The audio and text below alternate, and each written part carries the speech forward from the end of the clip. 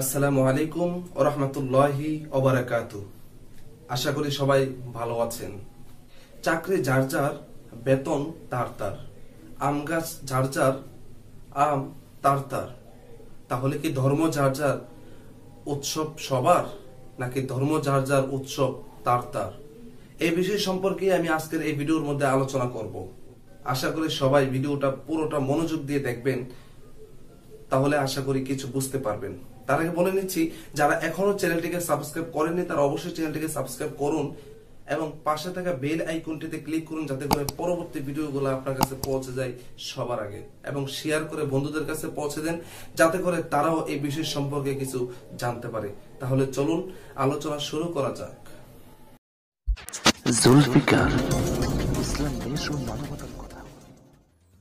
আমাদের সমাজের মধ্যে দেখা যায় যে কিছু মানুষ কিছু সময়, নির্ধারিত কিছু সময় আসলে তখন তারা একটা স্লোগান দেয় যে ধর্ম যার যার, উৎসব সবার। এই কথাটা কতটুকু সত্য এবং এই কথাটা কতটুকু গ্রহণযোগ্য এবং ইসলাম এই কথাটাকে কতটুকু সমর্থন করে, সেই বিষয়টা আমাদেরকে ভালোভাবে জানতে হবে। আমরা এমন সব মানুষদের কাছ থেকে এগুলো শুনি যারা সাধারণত ধর্মের সব নিয়ম কানুন পালন করে না সব সময়। যেমন কিছু মানুষ আছে যারা এই সমস্ত কথা বলে, তারা দেখা যায় নামাজ পড়ে না, কিন্তু নির্বাচন আসলে তারা নামাজ পড়ে প্রার্থী হিসাবে মানুষকে দেখানোর জন্য, এবং মাথায় টুপিও রাখে। আবার কিছু মানুষ আছে যারা ধর্মের সব নিয়ম পালন করে না, কিন্তু বাবা মারা গেলে বা বাড়িতে মিলাদ দিলে, কোরআন খতমের জন্য হুজুর যখন ডাকা হয় তখন তাদের সামনে দোয়ায় শরীক হয় এবং মাথায় টুপি দিয়ে পারলেও ওই ওয়াক্তের নামাজটাও পড়ে। তাছাড়া তাদেরকে সচরাচর ধর্ম পালন করতে দেখা যায় না। আজ তাদের মুখ থেকেই আসছে ধর্মের বাণী। ব্যাপারটা হাস্যকর না? আসলে হাস্যকর। আপনারা এই জিনিসটা সম্পর্কে জানার জন্য আলেমদের কাছে জিজ্ঞাসা করতে হবে, যারা ইসলাম নিয়ে গবেষণা করে অথবা ইসলাম সম্পর্কে বুঝে বা ইসলামের নিয়ম কানুন পালন করে, তাদের কাছে জানতে হবে। কারণ আপনাকে জানতে হবে এই কথাটা ইসলাম কতটুকু সাপোর্ট করে। যেমন আজকের এই কথাটা কিন্তু নতুন না, অর্থাৎ ধর্ম যার যার, উৎসব সবাই, আমরা সবাই মিলে উৎসব পালন করব বা আমরা সবাই মিলে ধর্ম পালন করব, সবাই ধর্ম, এই কথাটা কিন্তু আজকের না। এই কথাটা কিন্তু আজ থেকে 1400 1450 বছর আগেই কাফেররা, তৎকালীন কাফেররা নবী করিম সাল্লাল্লাহু আলাইহি ওয়াসাল্লামের কাছে প্রস্তাব দিয়েছিল। তারা বলেছিল যে হে মুহাম্মদ, আজ থেকে আর খুনাখুনি বা মারামারি কোনো কিছু দরকার নাই, রেষারেষির দরকার নাই। এখন থেকে কিছুদিন আমরা তোমাদের ধর্ম পালন করব, তারপরে আবার কিছুদিন তোমরা আমাদের ধর্ম পালন করবে। এরকম ভাবে যখন প্রস্তাব দিয়েছিল, তখন নবী করিম সাল্লাল্লাহু আলাইহি ওয়াসাল্লাম কিন্তু প্রতিবাদী কণ্ঠে সেটা প্রত্যাখ্যান করেছিলেন এবং আল্লাহ তাআলা পবিত্র কোরআনের একটি সূরা নাযিল করেছিলেন এই বিষয়টার উপরে। সূরা কাফিরুন নাযিল করে আল্লাহ তাআলা তাদেরকে বলে দিতে চাচ্ছেন যে নবীজি, আপনি তাদেরকে বলে দেন যে তোমরা যে ধর্ম পালন করো সেই ধর্ম আমরা পালন করব না এবং পালন করি না। তোমরা তোমাদের ধর্ম পালন করবে, তোমরা যে ধর্ম পালন করো আমরা সেটা পালন করি না। এবং এই সূরার শেষ অংশে আল্লাহ তাআলা বলছেন লাকুম দীনুকুম ওয়ালিয়া দিন। এখানে স্পষ্ট করে দিচ্ছেন যে তোমাদের ধর্ম তোমাদের কাছে, আমাদের ধর্ম আমাদের কাছে। এখন হয়তো কিছু মানুষ বলবেন ব্যাপারটা একটু বাড়াবাড়ি হয়ে যাচ্ছে না? কারণ আল্লাহ তাআলাই তো পবিত্র কোরআনের অন্য এক, অর্থাৎ সূরা বাকারার মধ্যে আল্লাহ তাআলা বলেছেন লা ইকরাহা ফিদ্দিন, ধর্মের মধ্যে কোনো বাড়াবাড়ি নেই। তাহলে এখানে তো আবার বাড়াবাড়ি হচ্ছে যে আমরা পূজায় যাচ্ছি, এখানে যাচ্ছি, এই ব্যাপারে বাড়াবাড়ি হচ্ছে কেন?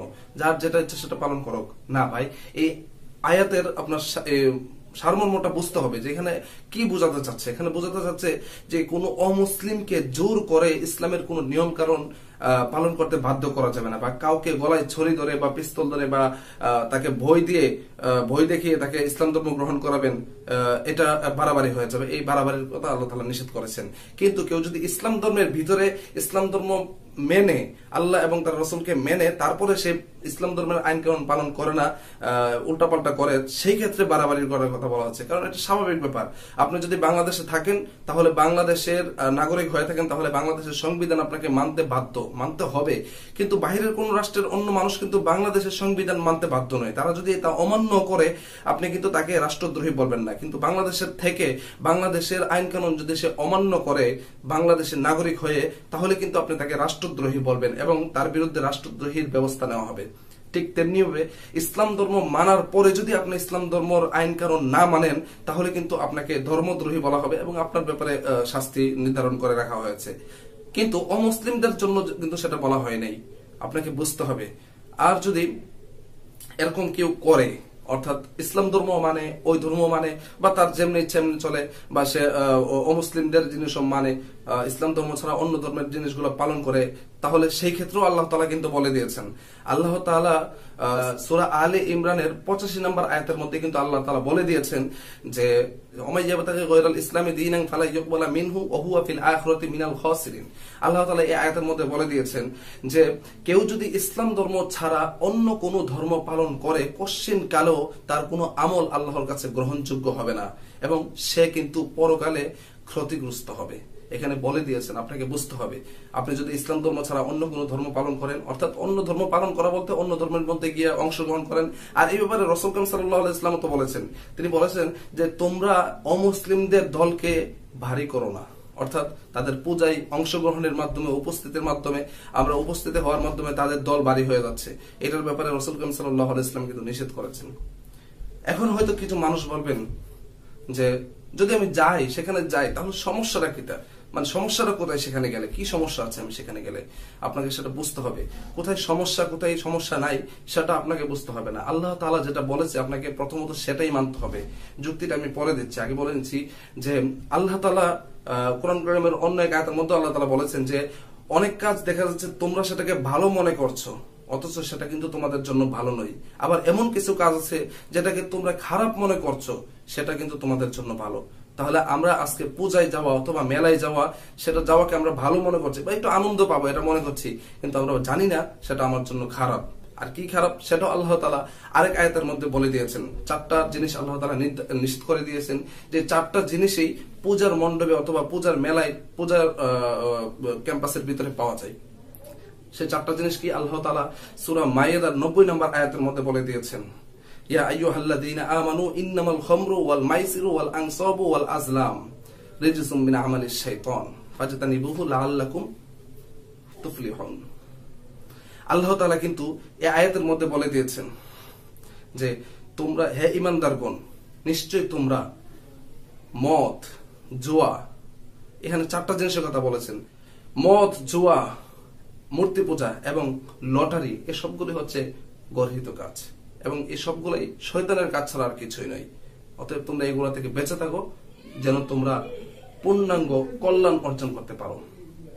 এখানের মধ্যে আল্লাহ তাআলা কিন্তু এই 4টা জিনিস নিষেধ করে দিয়েছে। আপনি লক্ষ্য করে দেখবেন এই 4টা জিনিসই কিন্তু পূজায় পাওয়া যায়। অর্থাৎ পূজার মধ্যে কিন্তু মূর্তি পূজা তো আছে, আবার সেখানে দেখা যাচ্ছে যে মদের আসর থাকে, পূজায় মদ থাকবে না, সেটা কি হতে পারে নাকি?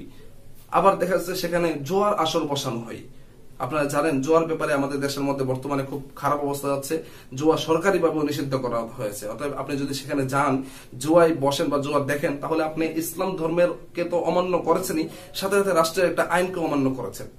তাছাড়া সেখানের মধ্যে লটারির ব্যবস্থা করা হয়। আপনারা জানেন যে পূজার মধ্যে কিন্তু লটারি, মেলার মধ্যে লটারি থাকে। অতএব এই 4টা জিনিস নিষেধ করা হয়েছে আল্লাহ তাআলার পক্ষ থেকে। আর আপনাকে বুঝতে হবে, নবী করিম সাল্লাল্লাহু আলাইহি ওয়াসাল্লাম কিন্তু আরেক হাদিসের মধ্যে বলেছেন যে যে দলের সাথে থাকবে, অর্থাৎ যে দুনিয়ার মধ্যে যার সাথে চলাফেরা করবে, হাসরের ময়দানে কিন্তু তার সাথেই একত্রিত হয়ে দাঁড়াবে। আপনাকে বুঝতে হবে, আজকে যদি আপনি মূর্তি পূজাকে পছন্দ করেন, মূর্তির মধ্যে সেখানে যেতে ভালোবাসেন, তাহলে আপনাকে কিন্তু সেখানে যেতে হবে। আর কিছু মানুষ যারা এই সমস্ত স্লোগান দেয়, আপনারা দেখবেন তারা কিন্তু মুসলমানদের যে উৎসবগুলো রয়েছে, ধর্মীয় উৎসব, ঈদ অথবা হজ, ওই সময় কিন্তু তারা কোনো অমুসলিমদের সামনে গিয়ে, বাড়ির সামনে গিয়ে বলে না যে আসো আসো আমাদের ধর্মীয় উৎসবের মধ্যে সবাই অংশগ্রহণ করো। তারা কিন্তু কখন বলে? যখন হিন্দুদের ধর্মীয় উৎসব আসে বা অন্য অন্য বৌদ্ধদের বড়, খ্রিস্টানদের বড়দিন, বুদ্ধদের যখন ধর্মীয় অনুষ্ঠান হয়, এই সমস্ত বিধর্মীদের উৎসবের সময় কিন্তু তারা এই কথাটা বলে যে ধর্ম যার যার, উৎসব সবার। তাহলে বোঝাই যাচ্ছে তাদের মতলব কোন দিকে। তারা চাচ্ছে বাংলাদেশের মুসলমানদেরকে কৌশলে অমুসলিমদের কার্যকলাপের সাথে জড়িত করার জন্য। কিন্তু বাংলাদেশের মুসলমান বুঝতেই পারছে না যে তারা যেটাকে উৎসব মনে করছে, উৎসবের নামে নিজেদের ঈমানকে বিক্রি করে দিচ্ছে অমুসলিমদের ধর্মীয় উৎসবে। আশা করি আপনারা সবাই বুঝতে পারছেন ব্যাপারটা। আপনাকে বুঝতে হবে। তবে কেউ বলতে পারেন যে ভাই, তাহলে কি অমুসলিমদেরকে ঘৃণা করা হলো না, যে তাদেরকে ঘৃণা করা হচ্ছে? না ভাই, অমুসলিমদের ঘৃণা করা হয়নি। আমরা একটা কথা, প্রচলিত কথা আছে যেটা, যে পাপকে ঘৃণা করো, পাপীকে নয়।